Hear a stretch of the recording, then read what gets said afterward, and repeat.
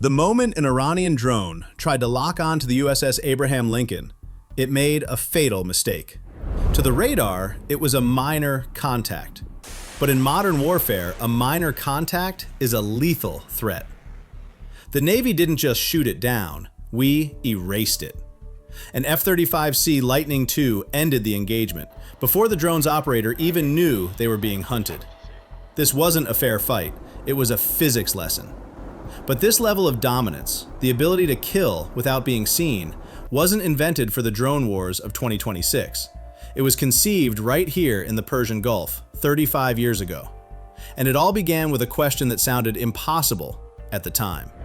How do you destroy the fourth largest army in the world without a single American pilot seeing the enemy with their own eyes?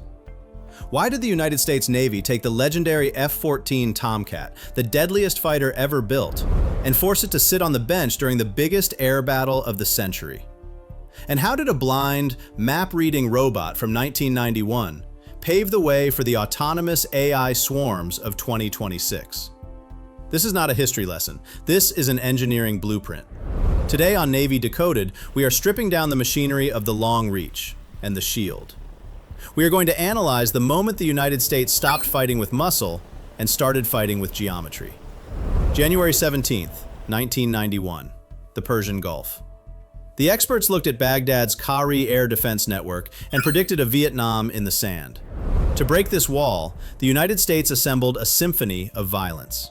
The Army brought the Apache to kick down the door. The Air Force brought the F-117 Ghost to slip through the cracks. But the Navy? We had a physics problem. We didn't have stealth. We were massive, floating targets sitting hundreds of miles away. The math said, if you send a human into that airspace at 200 feet, he dies. So, we changed the equation. At 0200 hours, amidst the absolute silence of the deep, the USS Pittsburgh broke the code of the silent service. A 3,000-pound missile tore through the surface, violently transitioning from hydrodynamics to aerodynamics in mere seconds. This was not just a shot, it was a declaration. From this moment on, nowhere on land is safe from a submerged vessel. Why trust a circuit board with such a pioneering mission? It wasn't because the machine was smarter, it was because the machine was expendable. Here is the cold calculus of 1991. Hope is not a strategy, calculus is. A pilot is a priceless asset, built over 20 years. A missile is just a receipt from a defense contractor. We realized that to save the human, we had to send the robot. If you believe that engineering dictates strategy, if you want to look past the politics and see the machinery that runs the world, lock in that subscribe button right now. Welcome to Navy Decoded. Now stop looking at the map of Iraq. It's misleading. To understand why the Navy had to build these weapons, you have to look at the air itself. You have to understand the density. To understand why the Navy built these weapons, you have to understand the ecosystem of the battlefield. Desert Storm was a joint operation. It was a division of labor. The United States Air Force had the F-117. It had a radar cross-section the size of a ball bearing. It could fly straight into the teeth of the enemy defenses. The United States Army had the Apache. It could hide behind sand dunes. But the Navy? We were the heavy lifters operating on the flanks. And our enemy wasn't Saddam Hussein. Our enemy was density. Imagine a football field. Now, pack 3,000 armed guards onto that field, all looking at the sky. That was Baghdad in 1991. The Iraqi doctrine was simple: volume. Let's run the numbers on that volume. The backbone of their defense was the ZSU-23-4, Shilka. This isn't just a gun, it's a meat grinder. It has 4 liquid-cooled barrels pumping out 4,000 rounds per minute. That is 66 rounds of high-explosive steel per second.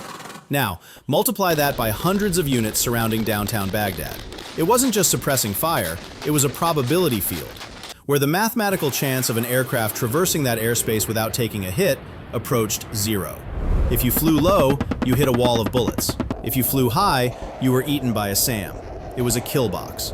Our aircraft, the A-6 Intruder and the F-14 Tomcat, were big. They were loud. On radar, they looked like flying school buses.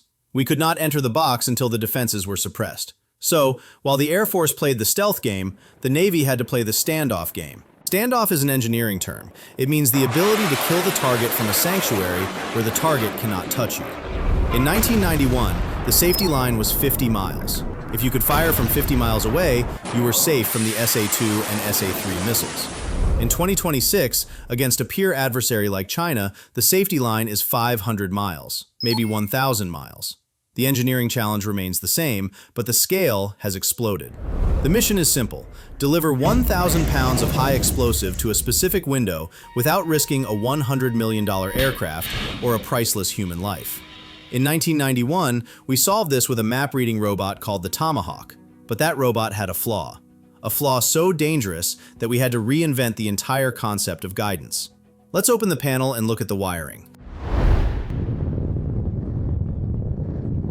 This is where the rubber meets the road. We are going to break down the inventory of violence phase by phase. The opening, the suppression, and the strike. The Tomahawk land attack missile that launched from the USS Pittsburgh was a marvel of 1970s engineering, but by modern standards, it was shockingly primitive. It utilized a guidance system called TERCOM, Terrain Contour Matching. The concept was simple: navigation by touch. The missile flew blind, using a radar altimeter to scan the ground below. It measured the rise and fall of the desert terrain and cross-referenced those physical contours against a preloaded digital matrix. If the elevation profile matched the map, the missile knew its location. It was brilliant. It allowed the weapon to hug the Earth for hundreds of miles, invisible to radar. But here's the trade-off. The missile was functionally blind. It possessed no camera, no live data link, and no GPS as we know it today. It could only engage a static target.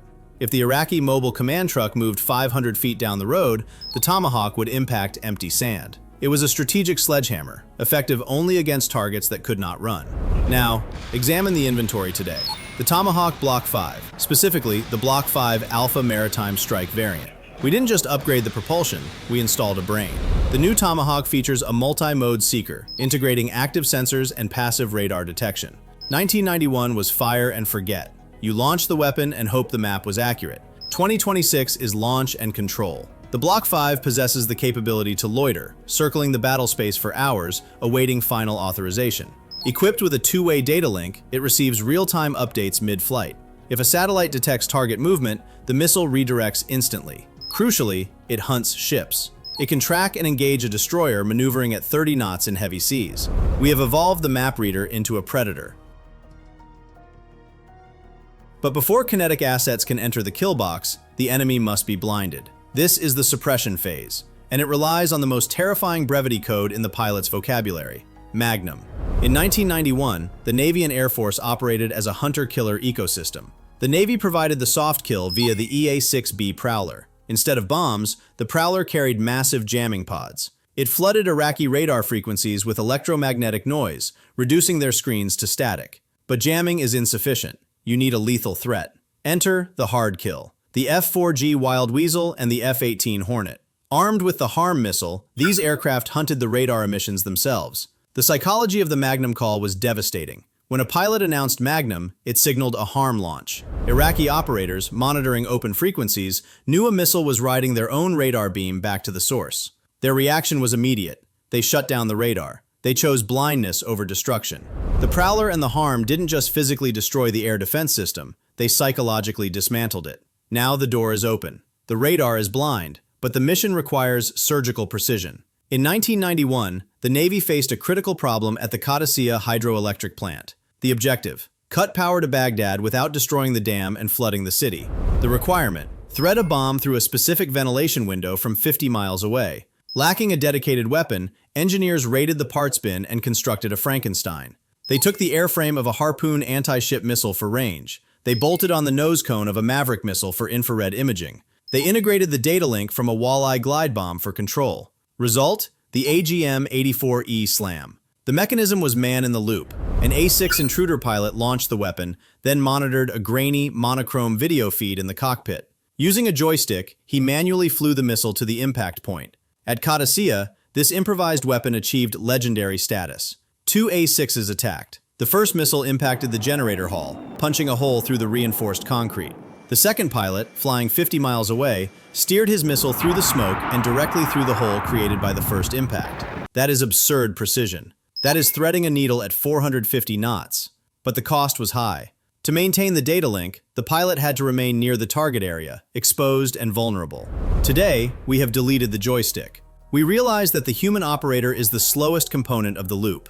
Meet the LRASM, Long-Range Anti-Ship Missile. The LRASM is autonomous. It requires no GPS and no pilot guidance. It utilizes passive sensors to track the electromagnetic signature of the enemy fleet.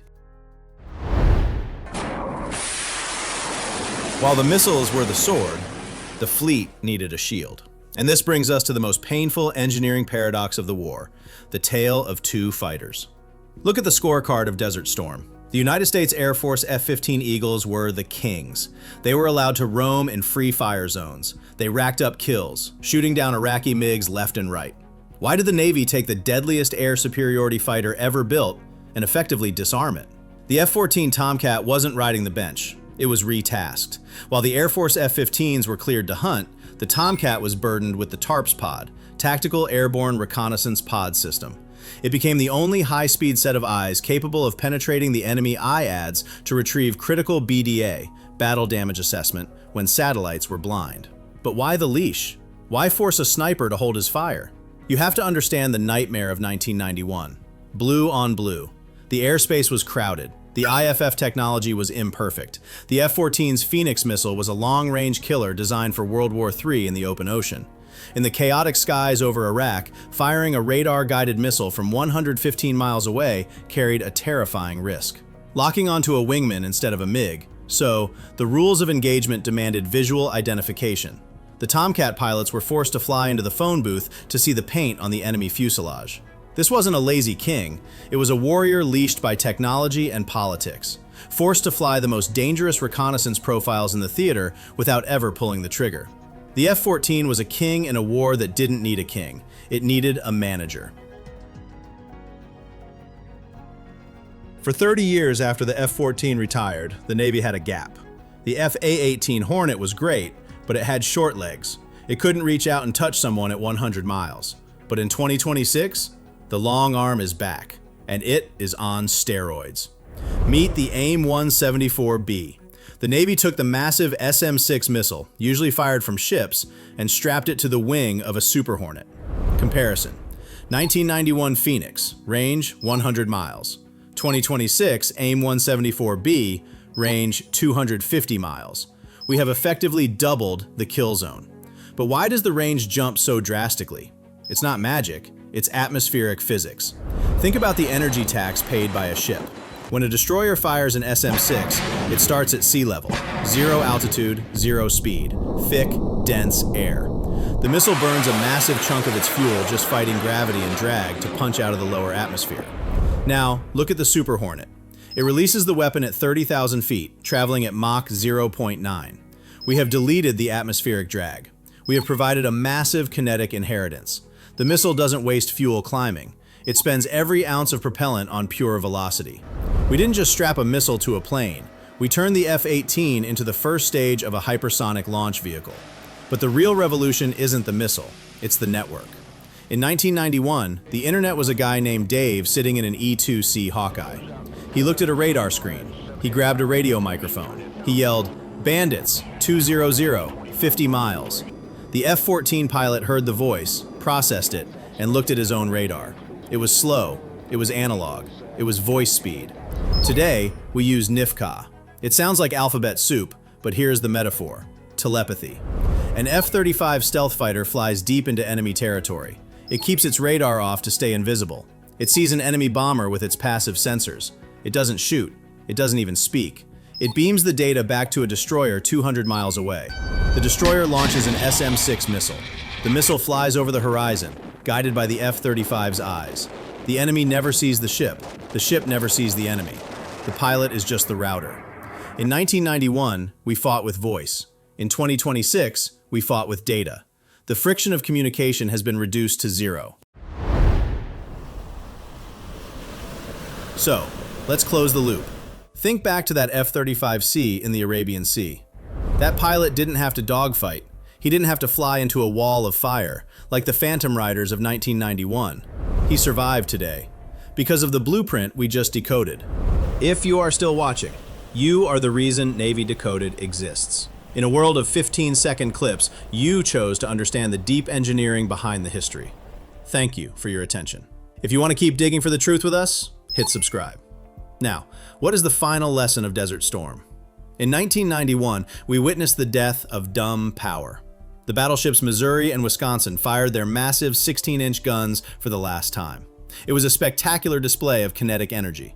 But the real damage wasn't done by the 2,000-pound shells.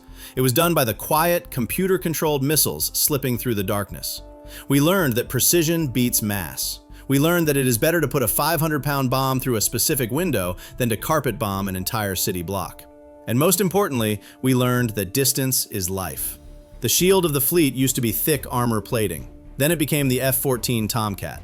Now, the shield is information. It is the ability to see the enemy 500 miles away and execute them before they can even power up their radar. But I want to leave you with one final thought about the human element. Some people look at the Tomahawk and the LRASM and say the Navy is trying to replace the pilot. They are wrong. We didn't use robots in 1991 because our pilots were weak. We used robots because our pilots were precious. A missile costs $1 million. You can build another one tomorrow. A naval aviator represents 20 years of training, instinct, and leadership. You cannot replace that on an assembly line. We cleared the path with silicon so that flesh and blood could survive to finish the job. Machines are expendable. Humans are exceptional. That is the philosophy of American engineering. We have established the shield. We have extended the reach. But sometimes you can't stand off. Sometimes the robot isn't enough. Sometimes you have to go downtown. In the next briefing, we decode the integrated strike package. We will analyze the day the F-18 Hornet proved that multitasking is the deadliest skill in the sky.